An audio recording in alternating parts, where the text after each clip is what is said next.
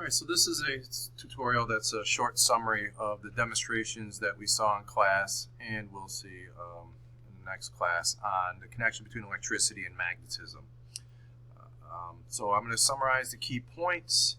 You will have to be responsible for all the details that are found on this sheet, but if you have any questions, don't hesitate to ask. Okay, so this is called electromagnetism, and it's ultimately due, and this is the most important point, this first statement.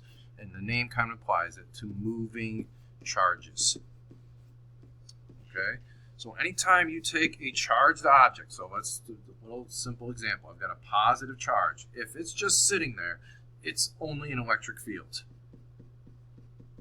Okay, and it can attract other charges or repel other charges, but it will not talk to any magnets because there's no magnetic field surrounding it or associated with it. However, if we take the same positive charge and we get it moving with some velocity, it doesn't matter what direction, now we're going to get not only an E field, that charge is still there, so there's always going to be an electric field, but now we get a magnetic field. Okay, we don't have to worry about the direction of the magnetic field of charge. That's a little above the level of this course. But understand that if you have a moving charge, it has to have a magnetic field. And so you got to know what type of particles have charges. We've learned that before. Protons, electrons, even certain quarks, or actually all quarks, but not, for example, a neutron. Neutron has no charge, so if it's moving, there's not going to be an electric field, there's not going to be any magnetic field. Now, if we want to use let's say we have a wire, right? This represents, let's say, a little piece of wire, and we've got charges in it that are moving this way. We said that that's going to act like a magnet. And if we want to make that magnet stronger, there are three things we can do. Right? The most obvious thing is to increase the current, because the current is really a measure of the amount of charges. The more charges you have moving, the more electric field lines you're going to get with each charge. Okay? But when you have it on a straight wire, the magnetic field is spread out along the length of the wire, so it's weak at any given point. If you want to concentrate that magnetic field, then it makes sense to coil your wire. So if we increase the number of coils or loops, then you can get a fairly strong magnet. Lastly, you can wrap your coils around an iron core. Right, the fancy name is ferromagnetic, okay, but iron core is good enough for now.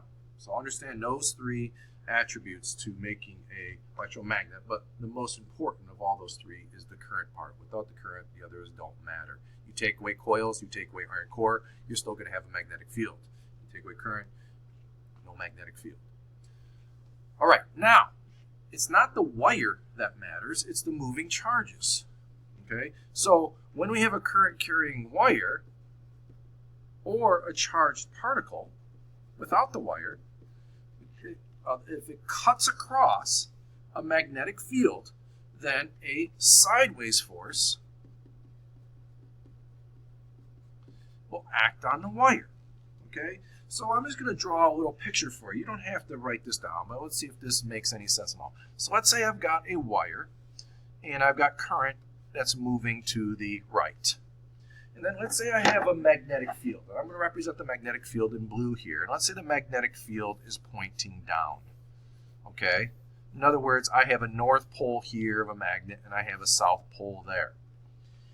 If this wire cuts across the magnetic field and the current cuts across it, which is shown here, there's going to be a sideways force to both of those. Now, what direction would be sideways to both of those? Well, if the wire is going to the right and the magnetic field is down, the only direction that's sideways is either into the board or out of the board. Okay? You don't have to know that detail, but understand that would be sideways. If I turn the current around, then it would be in the opposite sideways direction. So if the original situation was coming out of the board, then this new situation would go into the board. However, if we were to have something like this, where, again, we have our magnetic field pointing down, and I place a wire such that the current is going down, this magnetic field, or this current, I, is not cutting across the magnetic field, so there would be zero force in this particular situation. So a very, very important aspect of getting to magnets, or electromagnets, to talk to each other in this situation is that they cross one another. Okay, Now, applications of the sideways force. I showed you a few in class. Perhaps the most important is an electric motor. Okay, you don't have to know the parts of a motor, but what you need to know about it is it converts electrical energy into mechanical energy, motion. Okay, I also showed you a loudspeaker or a plain old speaker. In that case, we convert, again, electricity with the help of magnetism to sound, which is pretty cool. And then lastly, what I haven't showed you yet, we have an old school television tube. Okay, so the basis for all television is using magnetic field to deflect charges, not wires, but charges. Okay, and I'll demonstrate that to you at a later time. All right. So at this point, if we've only gotten as far as the demonstrations of the speaker and such, you can stop here. The rest we will talk about in class, and then we can come back to this tutorial. So I'm now going to discuss the reverse, if you will, of what we saw with electromagnetism, and that's called electromagnetic induction. Okay? And it comes from the idea that if an electric field can produce a magnetic field, which we saw, we just talked about, we can ask, can a magnetic field produce an electric field? Okay, in other words, can we reverse it? So, assuming we've seen the demonstrations, in other words, you haven't just gone ahead from the previous lesson, the answer is no. Okay, we showed in class that if I just place a magnet in the presence of wires, nothing happens in the wires. I got to do something first, and this is the key. Okay, it's this next statement. If the magnetic field is continuously changing, then the electric field can be produced. Okay, that's the key. You need to change the magnet or magnetic field in the presence of the coils of wire. And there are a ton of ways to do this. You can change the wire itself. You can move it relative to the magnet. You can spin it. You can make it get bigger or smaller in terms of area. Or you can take the magnet and put it in, or take it out, or spin it around. There's a lot of variations. But the general way, the easiest way in which we do this is we have to constantly change it is to spin coils of wire in the presence of a stationary magnet. Okay? And when you take coils of wire, they're not connected to a battery or anything like that. They're just coils of wire, and you spin it in the presence of a magnetic field, you will get current flowing through those coils. In other words, you get electricity. And this is the basis for an electric generator. All right, so all the electricity you get in your home is ultimately connected to a generator of some sort, most likely a power plant. If the power goes out, you might have a generator kick on, or you might go out and buy a gas-powered generator, but all they have in common is they use mechanical energy to create electrical energy. The mechanical energy makes the coils spin around, and then when you're in the presence of the magnet, you get electrical output. Boy, oh boy, is that important. Okay? It is also the basis for magnetic braking.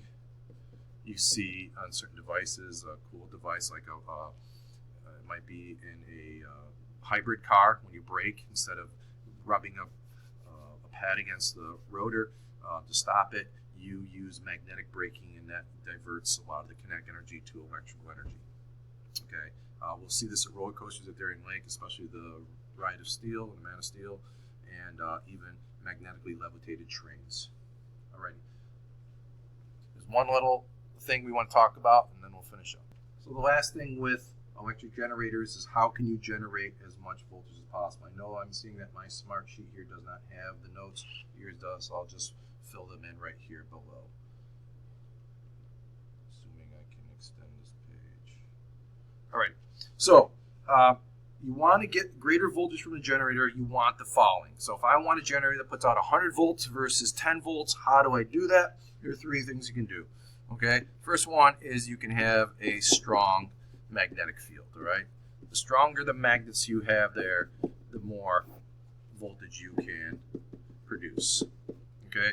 But generally that's going to be set for a generator. What you can alter, another thing you want to do is you want many, and we're talking thousands usually, of loops in your coils, Okay, instead of one loop of wire, you have thousands and thousands and thousands and thousands. Okay, it's the same thing with the motor. And then lastly, what you can do is you can have the coils spin as fast as possible. So the faster you get them to go around, and that goes towards your mechanical input. All right, you can use water to do it. Wind can do it. You can use hamsters to do it. Bicycles, or now you can go to certain gyms, and when you're on pedaling on stationary cycles, you can generate power. You can power TV. They even have ones you can power a blender to make a smoothie while you're exercising. What I didn't mention here, but I should have mentioned in class, is that a generator is just a motor in reverse. Okay? And think about that for a second. In terms of the energy transformations. We learned earlier that a motor inputs electricity, and out you get motion. Well, if you take the same motor and you spin it, in other words, you put in mechanical energy, you will get out electrical energy. So they're very similar to one another. Same with a speaker. A speaker takes electrical energy and gives you mechanical. If you input mechanical and you make a speaker vibrate, it will put out electrical. And that's actually how a microphone works. So a microphone is the opposite of a speaker. I'll leave it at that, and we'll pick up on any missed points in class.